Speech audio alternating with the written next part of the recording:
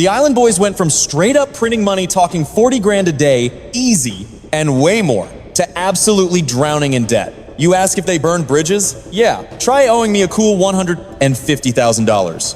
For a hot second, they had the entire world in the palm of their hands. They could have pivoted, cleaned up their act, maybe even dropped a track that didn't make your ears bleed. But nah, they nosedived straight into the concrete. You don't trust me, bro? Say what?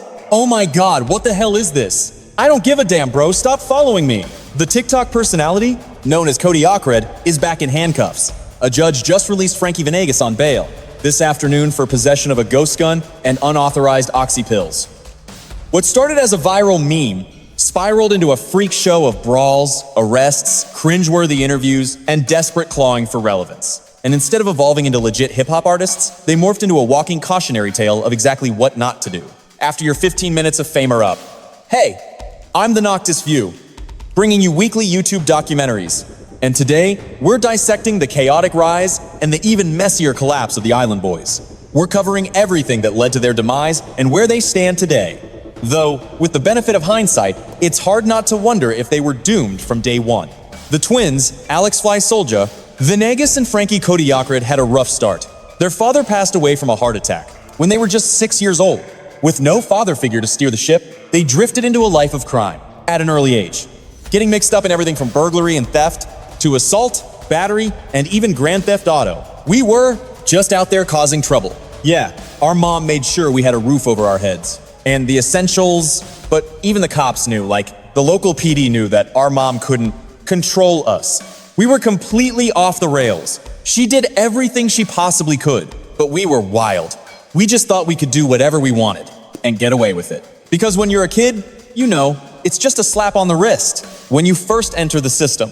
The twins spent the better part of their teenage years bouncing in and out of juvenile detention, finally getting kicked out by their mother the moment they turned 18. With nowhere left to turn, they decided to chase clout on social media. They blew most of their remaining cash on ink, trying to mimic that SoundCloud rapper aesthetic. How much did you drop on all those tats? I spent about $30,000. I started posting random clips on Instagram and later moved to TikTok. People called us Double Trouble. Yeah, it sounds stupid, but they've been calling us that our whole lives. Anyway, we're hard as nails though. You like that stuff? Huh? But even though their bizarre look grabbed eyeballs, the view counts were too inconsistent to make a steady living. That is, until one clip went nuclear and changed their lives forever. On October 13th, 2021, the twins uploaded a meme video, freestyling their track Island Boy in a swimming pool. It took the internet by storm, racking up over 5 million views in just 1 week, and tens of millions across other platforms. It turned the duo into global celebrities, practically overnight. However, despite the explosive popularity, the actual reception of the video was way more mixed than the brothers hoped. While some people found the hook catchy, others, including hip-hop legend Snoop Dogg, were straight up annoyed by how trash it was. And Limbo, I tried to do it. I'm with Gang Gang. Nah, you ain't Gang Gang. They don't need to be using that word. I'm speechless. Just two idiots in a pool. But as it turned out, the quality of the song didn't matter one bit. What mattered was its insane meme potential, sparking countless parodies and edits that boosted their fame way beyond the wildest imagination of the Island Boys. But what these two didn't understand was that their success had absolutely nothing to do with talent or musical ability. Instead, they were the butt of the joke, a laughingstock for the entire world. Thay vì tự nhìn nhận lại bản thân thì anh em nhà Island Boys lại tự huyễn hoặc rằng họ là những ông vua mới của làng nhạc rap. Một áo vọng vỡ tan tành khi bị khán giả đuổi. Thằng Cố khỏi sân khấu chỉ vài giây sau khi bắt đầu biểu diễn tại một quán bar ở Miami. Chưa hết, họ còn tung ra một MV thảm họa khiến cộng đồng mạng được dịp vùi dập. Không thương tiếc với những bình luận kiểu như tôi cài bài này làm báo thức để dậy sớm 30 phút chỉ để tắt nó đi cho lẹ cảm ơn Island Boys. Nhờ nhạc của các bạn mà em trai bị liệt của tôi đã bật dậy chạy đi tắt loa đấy. Đúng là tài năng ẩn giấu thì nên giấu luôn đi, đừng khoe ra. Thế nhưng bỏ ngoài tai thực tế phũ phàng 2, Tân Niên vẫn miệt mài đăng video dưới cái mác Island Boys đơn giản vì ma lực của đồng tiền lúc đó quá lớn để dứt ra. Lúc đó chúng tôi kiếm hơn 40.000 đô la một. Ngày không chém gió đâu, 60.000 luôn đấy chứ. Nhìn vào tài khoản mà xem mục tiêu là kiếm 60.000 đô la chấm hết. Và rồi ngày hôm sau chúng tôi lại làm được thêm 60.000 nữa. Lúc đó kiểu như trời ơi cái quái gì. Đang diễn ra thế này nhưng đời không như mơ. Dòng tiền của Island Boys sắp cạn kiệt vì những quyết định sai lầm. Sai lầm chí mạng đầu tiên là thói tránh trọe, từ chối cơ hội ngàn vàng để có một sự nghiệp bền vững hơn ngay khi vừa nổi lên Kodak Black, một trong những thần tượng của họ. Đã ngỏ lời mời ký hợp đồng, nhưng hai anh em thẳng thừng từ chối vì muốn làm nghệ sĩ độc lập. Flyysoulja sau đó đã lên mạng giải thích rằng hiện tại tôi không ký với bất kỳ công ty nào. Tôi độc lập và kiếm tiền rất ổn vì tôi cảm thấy các công ty đĩa hát chỉ muốn bào tiền của tôi thôi. Còn giờ tôi sống khỏe, tiền chất đầy tủ. Tuy nhiên, điều này đã phơi bày điểm yếu chết người của Island Boys. Thứ đã đẩy họ xuống vực thẳm chính là cái tôi vĩ đại và sự ảo tưởng về tài năng. Hai chàng trai cứ nghĩ mình là thiên tài, kinh doanh luôn đưa ra quyết định sáng suốt và sự ngáo ngơ này thể hiện rõ nhất trong lần tham gia podcast của Logan Paul. Khi được hỏi các bạn có nghĩ mình có năng khiếu âm nhạc, bẩm sinh không, thì họ đáp tôi hát từ bé. Rồi dĩ nhiên là có chứ. Ông hỏi, thừa tôi là ngôi sao mà tố chất nó ngấm vào máu. Rồi khoảng 25 phút sau khi bắt đầu chương trình, George Janko gợi ý rằng đống trang sức họ mua có thể là khoản đầu tư khôn ngoan để phòng thân nếu lỡ gặp khủng hoảng tài chính. Tôi nghĩ nếu lỡ mây ông trời không độ nữa và mọi chuyện đi chệch hướng, các bạn có thể bán đống trang sức đó đi và đầu tư vào việc khác để không bao giờ bị cháy túi. Tôi không nghĩ sẽ có chuyện phá sản đâu xét về mọi mặt. Đó là lời khuyên quá tốt từ George, nhưng thay vì cảm ơn hay tỏ ra trân trọng, mấy ông tướng lại nối đoá lên. George ngừng nói đi. Chúng tôi có nhiều chờ đã lời khuyên đó dành cho các bạn mà. Ông không ở đẳng cấp của tôi. Tôi không cần lời khuyên tài chính khi tôi kiếm nhiều tiền. Hơn ông họ tự ái, chỉ vì George dám nghĩ đến viễn cảnh họ có thể bị phá sản và biến một lời khuyên chân thành thành một cuộc cãi vã chợ búa và tôi. Đã rất tử tế đấy nhá. Tôi chưa hề cư xử tồi tệ tôi. Mà xấu tính thì tôi đã vặn tòa đài và nói chuyện với người khác rồi. Không có chuyện đó đâu. Điều này tốt cho cậu. Nhưng tôi thích làm theo ý mình. Đừng có chọc vào tôi.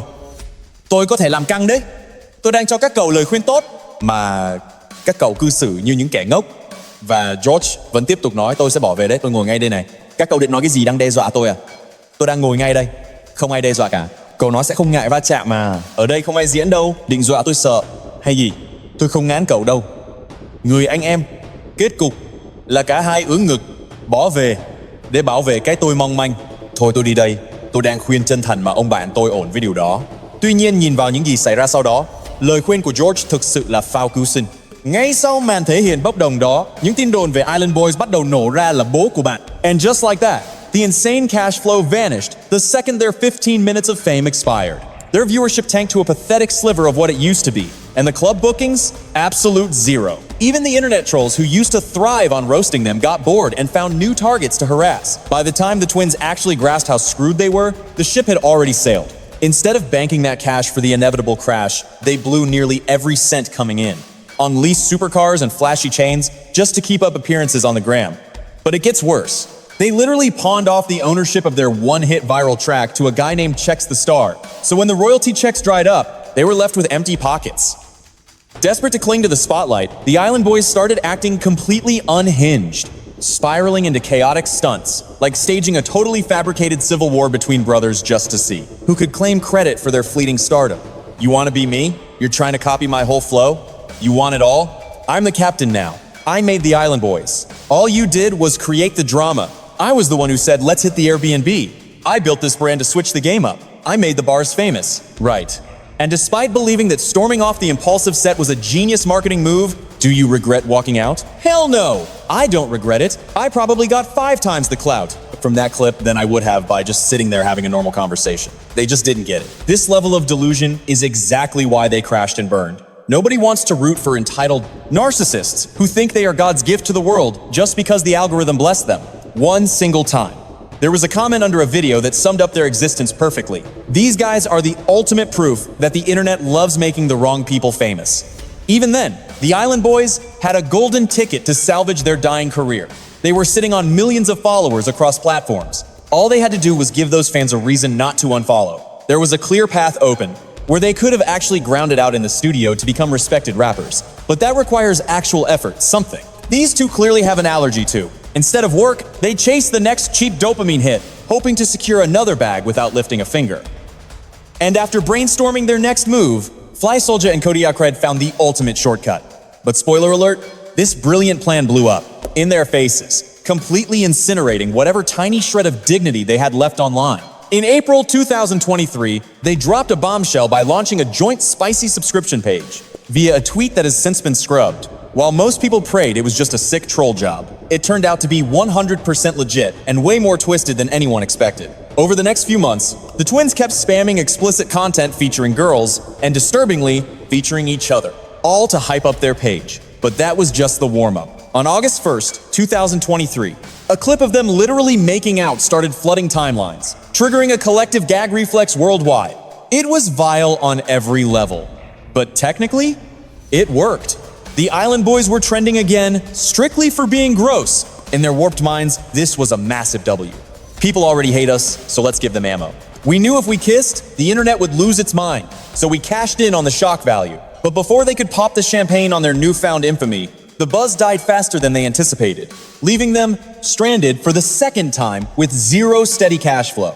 And unlike the first crash, where they could have saved it, by actually making good music, that door is now welded shut. No self-respecting artist is ever going to collab with them or offer a record deal now. I mean, look at this interaction. What is up with you two? Kissing and stuff? Bro, shut your mouth before I smash that setup. You deadbeat. Deadbeat? I would love to see you try, bro. What are you even saying? Come over here and try it. That publicity stunt didn't just fail. It nuked any remaining street cred they had. It was all downhill from there. Meanwhile, the twins kept trying to cosplay as wealthy mob bosses, pretending they still owned mega mansions, foreign whips, and iced-out jewelry. But the reality? Most of that was fake news. The Island Boys were drowning in debt and playing a dangerous game. That is absolutely wild. They really did a number on you. Wait, how much are we talking? They're in the hole for like $150,000? From what exactly?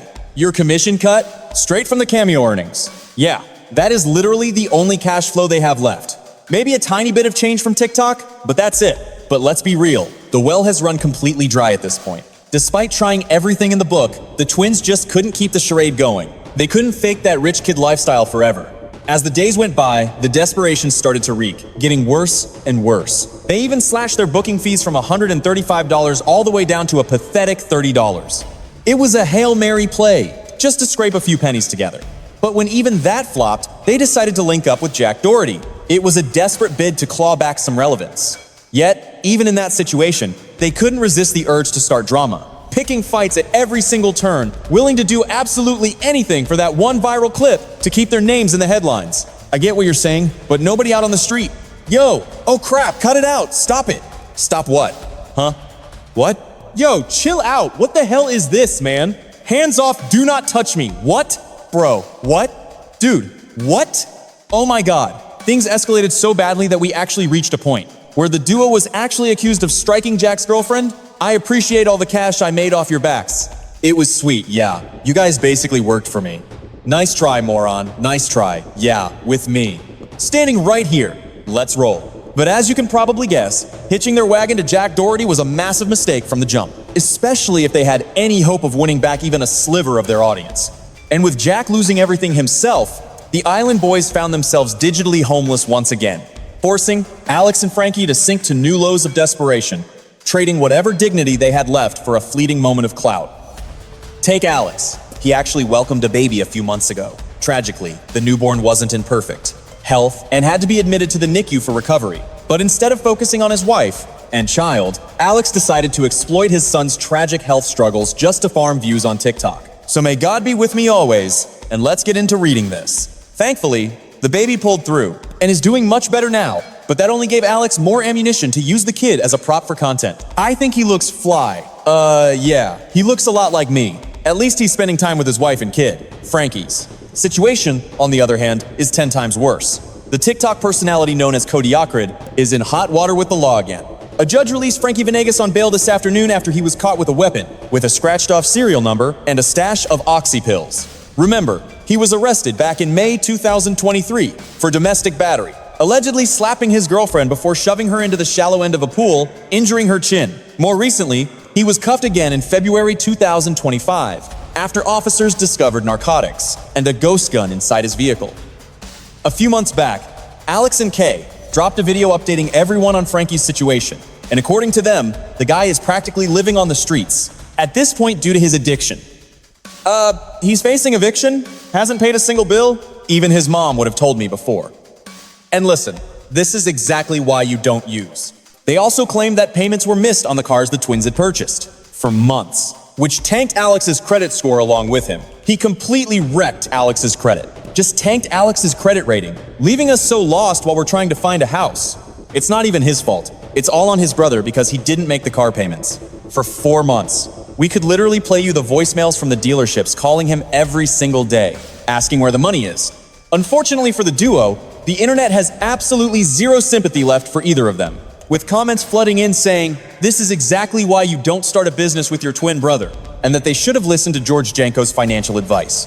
To put it simply, the Island Boys have lost every single dime they made back in 2021, and there is nothing they can do to get it back.